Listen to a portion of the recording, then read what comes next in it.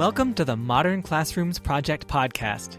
Each week, we bring you discussions with educators on how they use blended, self-paced, and mastery-based learning to better serve their students.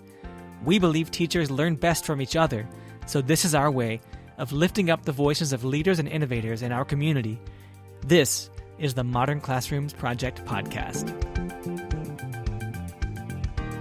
Hello and welcome to episode 209 of the Modern Classrooms Project podcast. My name is Toni Rose, and they, them pronouns, a designated hype person here at MCP. And I am joined by a veteran, I can call you a veteran teacher, right, Evette, because you've been teaching for 23 years in Baltimore City and teaching pre-K through third grade at that, y'all. So I am so excited to be in this space with Evette. Welcome, Evette. Thank you. I'm happy to be here. It's so exciting to be in this space with you. You've been so engaged in our Facebook group, and I know that we've had you do a webinar before, and so this is just another platform, again, to amplify your experiences and your expertise. So thank you so much for saying yes to the podcast. But before we get started, my favorite question, what is bringing you joy currently? I'm just happy to be alive and doing something that I love so much, which is teaching. Oh, that's always so exciting. And I mean, you've been there for 23 years, so it makes sense. Solid. All right, Evette, well, tell us more about who you are and how you started your MCP journey. Okay, my name is Evette Reid, and I am an educator in Baltimore City Public Schools. I now teach at a public charter school called the Midtown Academy. It's the longest and the oldest charter school in Baltimore City. I think it's just over 26 years old, I believe. And what brings me to MCP? Well, it's similar to the structures of the way I already teach. So I said, well, let me jump into this and add a little bit to what I'm already doing, get the kids a bit more involved and engaged. And it's working. The kids love it. Oh, that's so great to hear. Was this something that you heard from your district, or did you do your own search? Well, I actually was in the Baltimore City cohort for MCP. Got it. Okay. And did you just randomly get an email from us, or how did you come across it? Because I'm always so curious. I think something might have come through our emails, or maybe something came across on Facebook. Yeah, that makes a lot of sense. I know that we've been getting a lot of members joining our Facebook group just because of Facebook ads, I think. They're just oh, I just did a search and I found it on Facebook. So that's really, really awesome. And so, I told the listeners that you teach pre-K through third grade. When you started implementing the model, did you just dive straight into doing blended self-paced and mastery-based learning? Or how did you introduce this concept to your little ones? Because they're little learners. Yeah, they are, but I currently teach second grade. My certification spans pre-K to third, but I've done this model with grades one and 2. So it's pretty interesting because we always start as a whole class and just going over the same things over and over again, trying to get them into the structures of MCP, and ours is slightly different because I do have younger learners, so it's a lot of hand-holding at the beginning. We actually do the whole first part of the lesson together, and then the kids go back and they review that part of the lesson with their notes, because we take notes and we talk about it along the way, work problems out, and then they go into the last 2 components of their lesson, which will be a little bit more practice, and then their digital exit tickets. Okay. And so when you say that you started with a lot of hand-holding, how long did that take? Is it when you implemented with your first graders or your second graders, was that months, weeks? What are we looking at when you say I'm hand-holding, we had to do the first lesson together, but when did it seem like the students felt like they could do it themselves? Well, most of them can do it after at least the first month. It sounds a little long, but they are small, and they're learning how to pause videos and take notes and knowing what they need to write down. So they do pretty good, and once they get it, they get it. Oh, that's so cool. What LMS are you using, Evette? We use Google Classroom, but we also use Zoom because it matches our math, so that makes it a little easier. Got it. And so were you in first grade or second grade when you first started implementing the model? First grade, actually.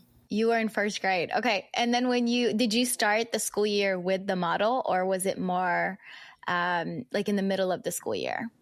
For the first grader, the middle of the school year, because they're so little and they're just trying to figure out really how to use the computer and how to really write and follow along. But it doesn't take them too long once they practice it. And that was okay for you, like doing it in the middle of the school year? Yes, it works good for them, especially as you begin to see their skills, and you have that dividing line that takes some way up and some that still need a little bit more help. So the kids really like it because they can just keep going. They don't have to wait for me. Oh, I love that. I love that. Okay. So I am lacking skills when it comes to elementary school because I did not teach elementary school. So in first grade, they're learning how to read, or they already know their letters. They read already. That's right. Yeah, or no? Some read already, but most are still learning. Okay. So they know their letters. We hope that they do. For the most part. Okay. Because I know that sometimes our questions, or like educators ask, hey, you have the computer, because computer skills, that's a whole set of skills, right? And there's letters and numbers for littles to get to know and be able to click on when they're signing in. Are there ways that you have made that whole process a little bit smoother for your young kids when you first started implementing in first grade? Just a lot of practice. They might have a paper and keyboard and their information and just practice it. And then I'll let them practice it first. And then if they don't get it after a couple times, I put it in for them because they need to get started. Some get it faster than others. Yeah, I love this concept of a paper keyboard. I would have never thought, but that makes a lot of sense. Okay. So question then, let's talk about engagement, right? Because you're working with first graders and second graders as well. How do you think that student engagement, how has that changed since implementing the model? Well, the students, they love the digital type lessons. And then when I make some of the videos, they really like seeing me on the screen. I mean, that makes me even bigger of a celebrity. So they do. They follow along. They listen. They work. They really enjoy it. I really love this concept of celebrity status, right? Like our students are so funny because even in middle school, if I had like a video, they'd be like, "Oh, Ms. D, you're on the video." You know, I'm like, "Bruh, I made this," but thank you. You're right. I am a celebrity, and so your students really they know how to. I guess I'm asking like. Because sometimes, our students know how to use devices, but they don't know how to use it for academics, right? Did you have to train your littles on how to use the instructional video? Because I know that you said that for lesson 1, you did it together, right? So that students can kind of see how the flow is supposed to go. But were there any other strategies or any techniques that have been particularly effective in keeping the students like motivated and involved in this learning process? A lot of modeling. That's why I spend so much time at the beginning. And then they'll watch me do it. They'll watch me pause the video. We'll talk about, okay, what's important? What do we write down? Then they're writing. So a lot of modeling. Okay. So really a lot of patience. That too. Because I know sometimes as educators, we tend to just be like, hey, I already did this like twice. And sometimes we have to do it 15,000 times before our students actually get it. And that is okay. Hopefully not 15,000 times. The cool thing though is that they'll jump in and help each other. Especially if they have it and they're like, okay, so-and-so is still struggling with it. Let me go show them. This is what you do. You click right here. You press the pause. You write down your notes. And the fact that they can work together really helps. I love that. Again, bringing into collaboration and just, I want to say accountability too, right? Like they don't have to go to you per se for any questions or help. They can go to their peers. And this is, again, something that I've heard time and time again from educators who's implementing the model is that there's just a lot more collaboration happening. Okay. So Let's talk about like technology in the classroom. How do you utilize technology? What kind of technology do you have in the classroom? And like, what kind of access do students have?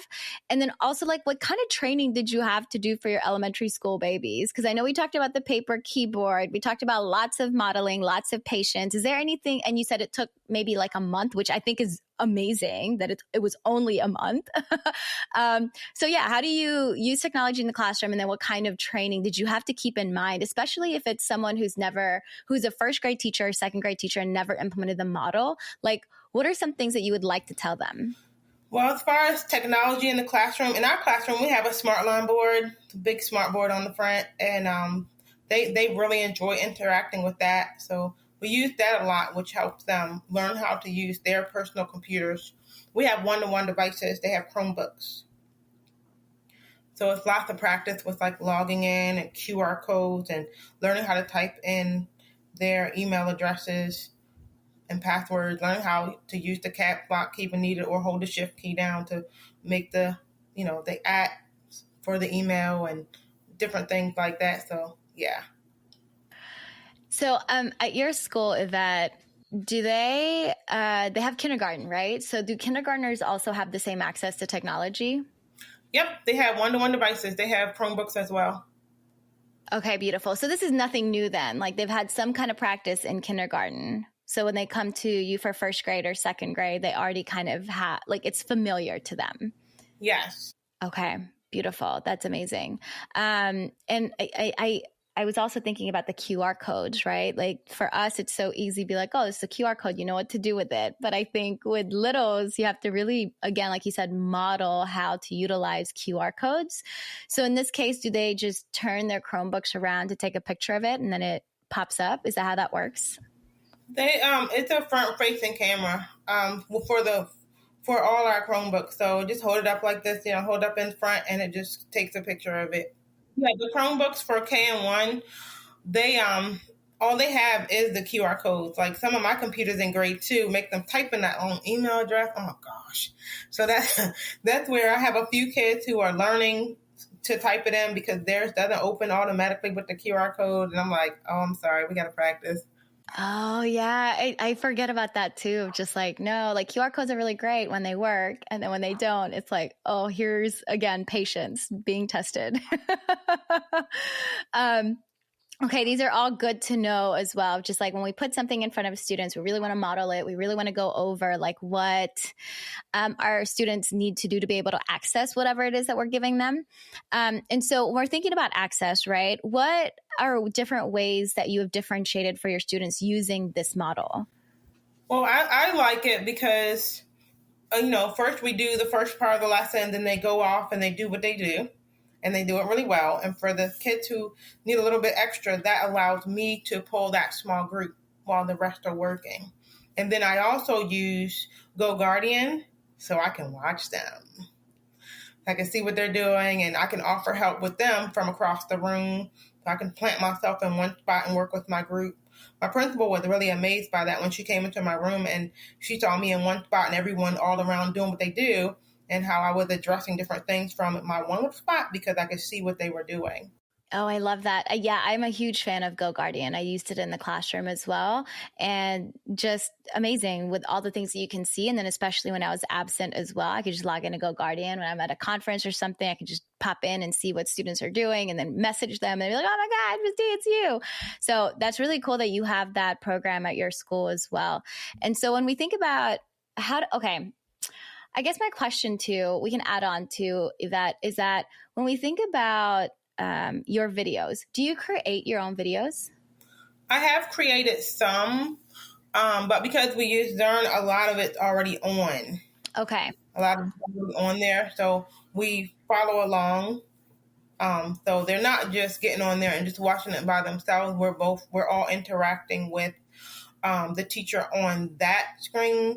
And I actually write directly on my SmartLine board, right on the screens when we take notes so the kids are able to follow. But periodically, I'll make a video if maybe they needed like a reteaching and I didn't want them to watch the same one over. I would make a video and they would watch that one. So, Yvette, a question for Zern. Is that a curriculum that you use for math? Yes, it actually pairs with Eureka Math.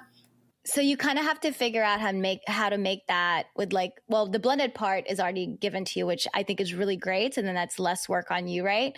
So then how do you determine how to make it like self-pacing or mastery based? Because I know that there are folks who have to work with curriculums, right? And so they're trying to figure out how can I MCP-fy this curriculum? How did you figure that out for yourself? With the balance, not even a balance, but just like making sure that the curriculum or that MCP is aligned with the curriculum, if that makes sense. Well, it actually works perfectly with anyone who may use Engage NY or Eureka Math. They could use Zern as well because it lines up pretty well. And that blended learning piece is already into it. And then, when we have our math small groups, that's a math small group right there. But they're working, they may be working with a partner or maybe a smaller group working by themselves while I have my teacher group at the front, going back through certain parts of the lesson on the bigger screen. How do you determine who gets to work with the teacher for that small group? Does Zern do all of that for you? Sometimes, but it depends on where we are in the lesson. So if I'm going over the first part of the lesson and I have students who they just don't answer the questions or they're just not following as well, then I'll pick those kids out. Now, if we've gone through the whole lesson, they've done their part, they've done their lesson on their own, I can look on for an alert, and I'll get alerts of how many times the student may have struggled. Then when I see that, then that also alerts me to pull a student for a small group. But that also shows you on the digital exit ticket as well. You can see, and it tells you at 3:33, so-and-so struggled. At 3:34, so-and-so struggled. So it's very detailed. It will show you. And when I see that, those students do not get the paper exit ticket. They're the ones who come back for like a reteaching of a lesson or maybe work with a partner to get a review of the lesson, because sometimes the kids explain it better than we do. And they break it down, they whip those notes out and they walk the student through their notes and make sure that the partner's notes match, and they do it. Oh, I love that. I really love that because I'm still trying to wrap my brain around math curriculum and how you could make it self-pacing. But, a lot of the times it is digitized. There are courses created already where students can work on their own pace. So I heard you say that there's a digitized exit ticket where it tells you like, hey, at this time, at this minute, folks are struggling. And then you say like, if they continue to struggle, they don't get that paper exit ticket. Are those two things different? They're both exit tickets, just one is digital, one is not. And they are slightly different because Zern is slightly different from Eureka Math, but the skills pretty much line up, but the problems are different on both exit tickets. Got it. So you then provide an option for students to either do digital or paper, or how do you determine who gets what? Well, they all start with the digital, and when I get those alerts, and I'm like, no. And then I come back with them and we work some more, or they work with their partner to get a little bit more support. And then they get to try again on the paper one. Got it. So the paper version is more like the revising part of it. Yes. Okay. So if they didn't get it right on the digitized version, then they had the opportunity to do it on paper. Right. Because if they did a good job on the digital one, they don't need the paper one because they're good. They can move on to the next thing because they have activities that they do after that as well on our little menu that's always on the screen so they can see what's next. Okay. And that was what I was going to ask too. Like, what does this menu look like? If you can like walk me through it as if I've never been in a classroom before, what does the menu look like? Because I feel like there's a lot of options for students, right? Of what to do. Yeah, ours is very basic. Less is more.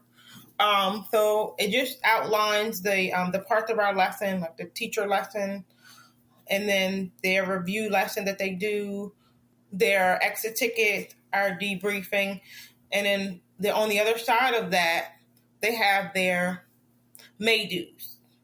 So the must do is like the teacher lesson and their Zern lesson that they go through, and then they have the may do's, which would be maybe additional math facts practice on something different, on a different platform, maybe a hands-on math game, And then they also have their ones that they can do if they finish all the others and there's time left over. They get to choose. Okay. That's good. We love choice. And I love to hear you say less is more, because I completely agree. We don't need to inundate our students with a lot of stuff. And I know as educators, we also hate being inundated with a lot of stuff. So I love that practice. Okay. So I'm guessing, all right. So I'm just trying to wrap my head around this, Evette. When we're thinking about using Zearn, we have the blended piece there. We have the self-pacing as well, because you have your menu and students can pick and choose, or at least have like those lesson classifications of must do, may do, and then like the aspire to do, it sounds like. And so the assessment practices are already chosen for you by your curriculum, right? That's correct. But if, I can do other things. Like if they really needed more scaffolding with certain things, and I'll create a different one. If I need to, I'll create a different one for them. Okay, so you still have the autonomy to create stuff for students, but it really is useful to have this curriculum for you already. Yes. Okay, that's good to hear, because that's good to hear about a curriculum, because I know sometimes it's a little bit, there's like tension with curriculums, right? Of like, oh, I have to do this at this certain time. And I don't have the time or the ability to like make all of these things happen. So that's really great that you've just embraced this curriculum and then you're making it more MCP-ish. Being in a charter school also helps as well, because there is a little bit of flexibility with that. We use the same curriculum as their traditional schools in Baltimore City Public Schools, but we're able to do a little bit more with it. Oh, I love that. Okay. So there's definitely that autonomy and the creativity side of it all. Okay. And then I'm seeing now with your assessment practices, right? They get the digital version first and then they get the paper copy. But before they get the paper copy, they can work with another peer. They can work with you. There's like different steps before they can like truly move on to the next thing, right? So, and you have this menu. Do you happen to have a progress tracker for students? They with that menu, they're pretty much they're following along with, okay, I did this one. So it kind of goes for both things, the way that it's kind of set up. So you would say like that was the menu, right? The menu would be like kind of like their checklist to see like where they are. Is that what I'm hearing you say, Evette? Yeah, like here's all the things that we have to do. That these are the things that I've done. This is where I am now. So they're pretty good with it. Okay. Oh, that's so beautiful. And then how do students know that they've mastered a concept? Is it like the digitized version just grades it automatically? Or do you take a look at it and then tell them, oh, you've mastered, you can move on? How does that look? What does the flow look like? They actually pretty much know, because if they struggle with it, it gives them a reteach, and that part of the regular part of the exit ticket is purple. So as they're going through purple, say they go to get this one wrong, then you got a yellow screen, like it's a yellow bar across the screen, and it's tutoring them pretty much. It's walking them back through the skill, and then it'll say, okay, now we did it, now you try on your own. So to give them another one to try on their own before it pushes them forward. Got it. Okay, so it's color coded, so they're pretty aware of how to read those colors as well. Okay, so follow up question to Evette. Do you have a co-teacher, like parapros, co-teachers? Because I know with littles we tend to have someone who's helping out. Do you have that in your classroom? How does that work? It's just me, myself, and I. Oh, wow. Okay. Got it. Do you happen to have any any teachers to collaborate with, or are you just basically on your own? How does this look for you, Evette? Well, we have one class per grade level at our school because it is so small. So it's me by myself. I'm trying to get the first grade teacher on board with MCP. I think she would be great for it. Her class would be great for it. And I know that the middle school, and it's funny because the middle school, only one, we got one. The middle school math teacher, she was interested in it too. I'm going to circle back around to her to see if she would be interested in joining maybe the next cohort, because she expressed some interest. And I've talked a little bit about just the structures in my classroom, and some people have come in and they have seen how things work, and they're expressing interest in it.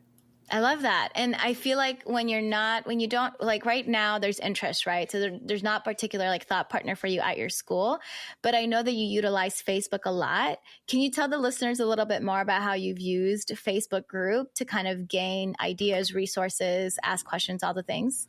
Sure. The people in the Facebook group and the MCP Facebook group, they're amazing. We have amazing colleagues because, it's just me by myself. So when I'm able to jump in there and talk about other MCP practitioners, it's great because everybody has different ideas. You get to share ideas. They share ideas with you. So everyone gets some tools to put in their tool belt from the group, which I love. Yeah. And something that I've seen too is that like folks are just so happy to share whatever it is that you're asking for. There's like lots of photos, lots of documents and Canvas, like just be a Canva being like, hey, I made this thing, check it out, give me feedback. So it's really a community of sharing and celebrating each other, which I really love. And also validating, right? Because we tend to also get some questions of like, hey, I'm doing this and I feel blank, right? Like, I don't know what I'm doing wrong. I need some guidance. And so our community really comes together and help the educators out or help each other out, which I really love. And so, okay, so Evette, question about your biggest challenges you faced in implementing blended self-paced and mastery-based learning. And then how did you overcome those challenges? And again, going back to like, what piece of advice would you tell someone who's like, oh, our littles, I don't know if our littles could do this?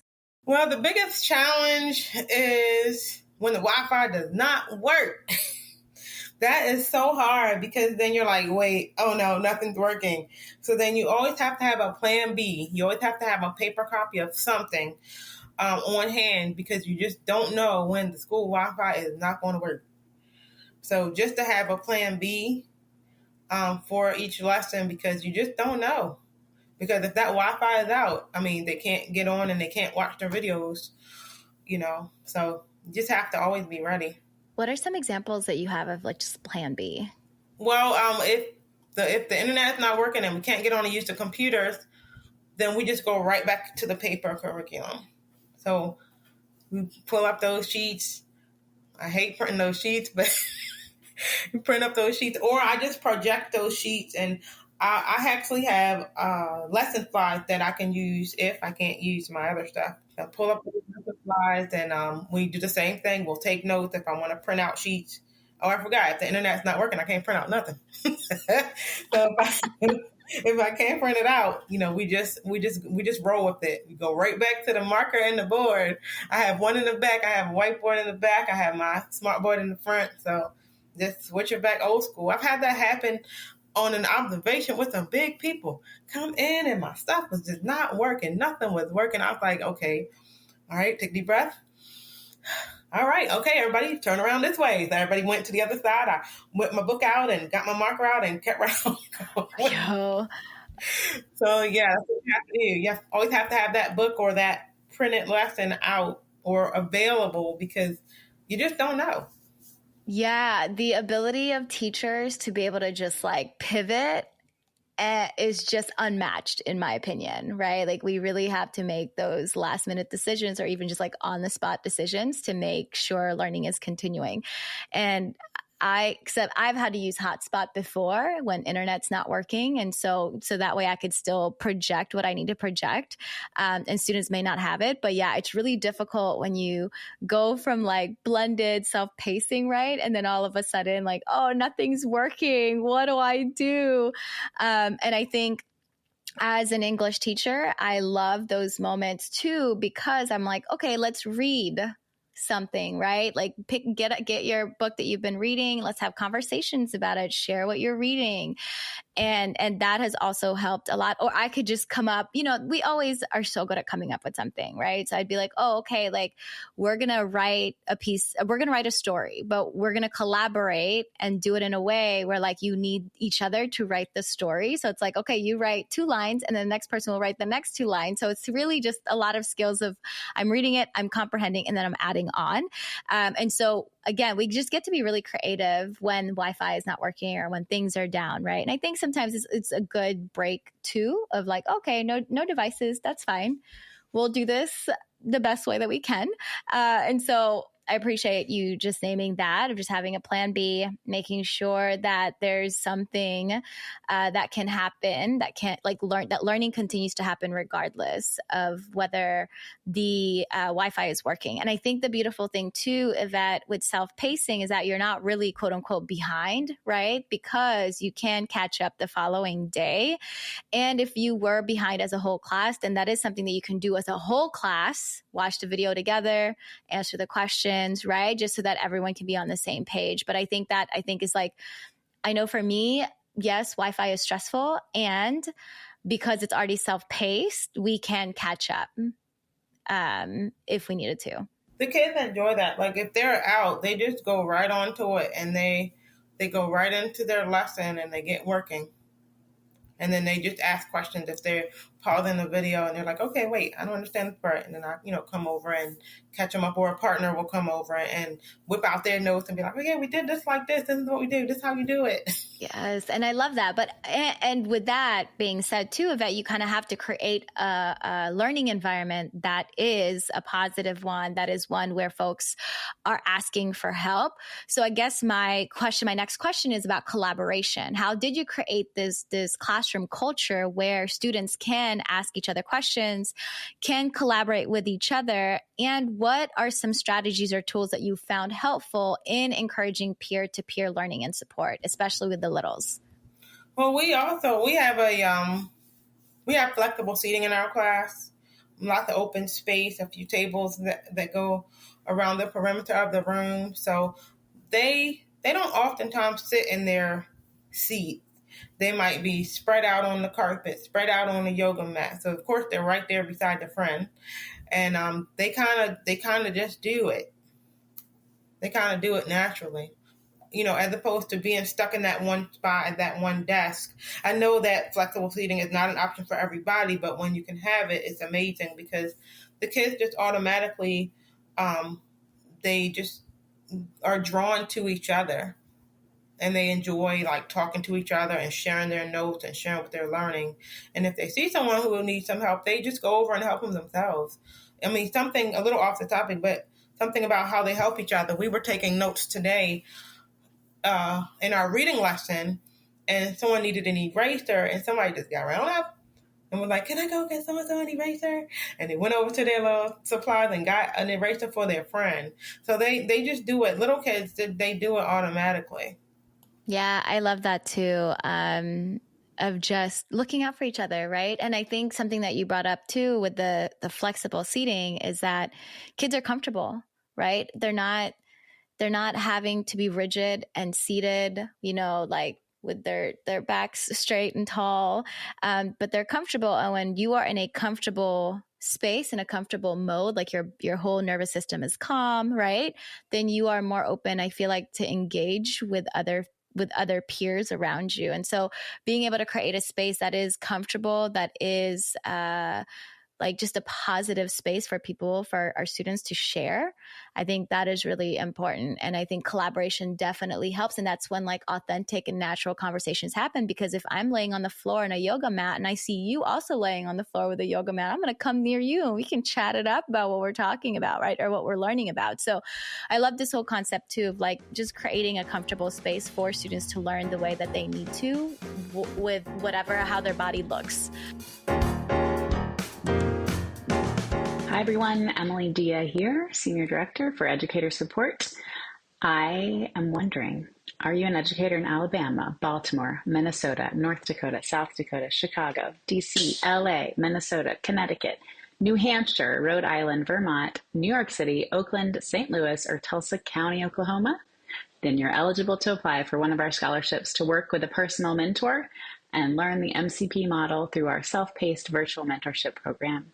Applications are open now for our October and January sessions, and scholarship recipients receive a fully funded seat in the VMP and eligibility to earn a $500 stipend when you finish the course. The deadline for the October session is fast approaching, and seats are limited across all locations. Head to www.modernclassrooms.org/apply-now to learn more and submit your application. That's modernclassrooms.org/apply-now. We would love to learn with you this year. Hey there, listeners. Just another quick reminder that we have a book club. It's being hosted with ScreenPal and Cami, and the community has chosen to read UDL and Blended Learning by Katie Novak and Catlin Tucker. Join us in this 10-week community of practice to learn with and from educators across the country, receive premium access to both ScreenPal and Cami, and deepen your understanding of UDL and Blended Learning. Get your must-do reading pages for our second session on Thursday, October 10th at 7 p.m. Eastern. Registration links are in the show notes. Now let's get back into it with Toni Rose and Evette. Okay, so Evette, what do you hope to see in the future and what goals do you have? I hope to see in the future more teachers at my school and learning about MCP and implementing a similar model, because that being able to work with those small groups is so important. And sometimes our schedules may not allow that, but that's what the children need. So if we're able to get that type of thing in, especially for math, for the littles, because the math is so different, it's just so helpful. Ooh, fingers crossed. We shall see. And I guess, okay, I know we need to be wrapping up, but I'm just so curious. Another question popped up, and Evette, you can also just say I don't want to answer any more questions. But my question would be admin, how you said that admin came in and they were impressed with how everything was going because you were able to really cater to different needs of students and everybody was basically just on their own pace learning, right? What else have they said as far as admin is concerned? They were just oh, this is working really well. What is the feedback from admin when they've seen your classroom in action? They just love the structure of it all. They love how every single student is engaged. One time when my principal came in, I had a fourth grade student in my class. He was just sitting right there. He was and I was working with him along with everyone else. And yeah, she was just amazed at how just the volume was perfect and everyone was engaged. You didn't have people playing with this or playing with that. Everyone was about the business of completing their work so they could do well and move to the next thing. They really enjoy, okay, I finished with this, and we move to the next thing and then the next thing and the next thing. They love knowing what's coming next and being able to move forward on their own. As little kids, they love that. Because sometimes, especially if they know how to demonstrate a skill and then they're waiting, and they're oh, come on already. But, they don't mean to be mean about it, but they want to do what they want to do. You know what I mean? They want to keep going, and that's what they enjoy. So that's why they like the tracker or the menu. They like seeing that because it just reminds them of the things that they're doing and what's coming next. And they enjoy getting closer to that finish line. Because when they hit that finish line, then they can choose something completely different. I'm not one to give busy work. So when they finish what's assigned, then they can go and play with the Legos or pull out the dolls and different things like that. So just being able to see what comes from what's next and then finishing that next thing, they know that free time is coming. But they also know that it needs to be quality work. And that I need to look on there and see no alerts. If I don't see an alert, then they know they got the green light. That means they took their time, their notes matched, and they can have some free time. And this is such a great reminder, too, that everybody wants transparency. We want to know what's next, regardless of the age. And the fact that we don't really like to wait either, where it hinders us from learning, right? Where it's oh, I'm waiting on you to check my stuff. Now I'm bored. Now I'm going to act up. And I feel as adults, I do the same thing. If I have to wait, I'm going to be on my phone on TikTok, already distracted because I'm waiting. There's not a continuous thing that's happening, right? And so this is just such a nice reminder that we as human beings, regardless of the age, we really like autonomy. We really like moving on our own pace. And we really like being able to just know what's next, right? We want to know what's next. And the natural consequence of, hey, if you got everything done, then you have free time, because we really do have free time. That's how the real world works. If you do it and you did it with plenty of time left, then that means you get to do whatever it is that you want to enjoy, right? This is what I always do, Evette, when I want to go skating, is I have to do these 3 things. And when I get these 3 things, then I can go skating. So and I'm 36 years old. So I feel like if I do it, I feel like everyone does it. They love it. They'll be like, wait a minute. They're like, okay, well, I'm almost finished. I got one thing left to do. Let me do it. Okay, I'm finished. Let me go help my friend real fast. Okay, I'm finished. What? Can I have free time? Yes, you can, because you earned it. There you go. Yeah, definitely. We love it. Okay, so Evette, how can our listeners connect with you? They can find me on Facebook. Got almost my whole government name there. It's Evette with an E, Evette, middle initial M, and then Reid. You can message me on Facebook Messenger. You can shoot me an email at EREID, the number 2, teach@gmail.com. Can you guess what I do for a living? I gave it away with my email. I love this. And so listeners will put that on the show notes so that you can reach out to Evette if you have any questions. Definitely slide in those DMs. Highly recommend. You have permission to slide in those DMs. Even if you don't want to be friends, right? I think Facebook, you can still message each other just as a thought partner. I know I do it all the time with our Facebook group members. And so all right. Well, with that being said, Evette, thank you so much for sharing your experience and expertise with us. I really appreciate your time and energy. And so listeners, remember, you can always email us at podcast@modernclassrooms.org, and you can find the show notes for this episode at podcast.modernclassrooms.org/209. We'll have this episode's video uploaded on Modern Classroom's YouTube channel and transcript uploaded by Friday, so be sure to check back to access those. Also, we are asking our listeners to leave a review if this podcast has been helpful in supporting you to create a human-centered learning environment through a blended, self-paced, mastery-based model. It does help other folks find it. Thank you all for listening. Have a great week, and we'll be back next Sunday. Evette, again, thank you. Thank you for having me.